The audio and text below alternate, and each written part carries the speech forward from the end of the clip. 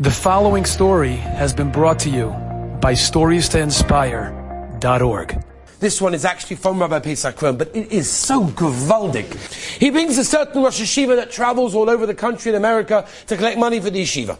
And he was one time collecting in New York, and he became ill. He felt terrible, his chest got tight, his breathing got difficult. He didn't know what to do, but he always knew that he kept the number of his doctor, because he knew that he always had these issues every so often, so he keeps the number of his doctor on the back of his phone to make sure that if any situation, he's going to call the doctor. So he manages in his weak state to get out his phone. He dials the number, he calls, and they answer the phone. He was so excited, Baruch Hashem. Otherwise, if the number was busy, who knows what would be, right? These things are a matter of seconds. Who knows what's going to be? He wanted to find out if it's dangerous, not dangerous.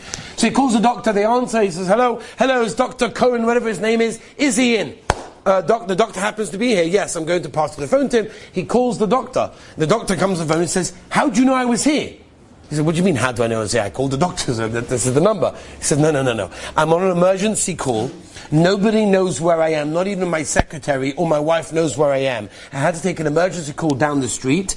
How did you get to me? How did you know where I was? How did you know my number? He looked the number that he called. It wasn't the same number that was on his phone. He got a mistake. He made a mistake with the number. He called a different number. He misplaced a digit, but that was the right digit. And he ended up getting to the doctor. The doctor told him to go to hospital. It saved his life. And he said, there's no shaila. The doctor said within a few more minutes, he would have got a heart attack and it would have been to the point of no return. If that doesn't show you Hashgacha Pratis, what does? Enjoyed this story? Come again. Bring a friend. StoriesToInspire.org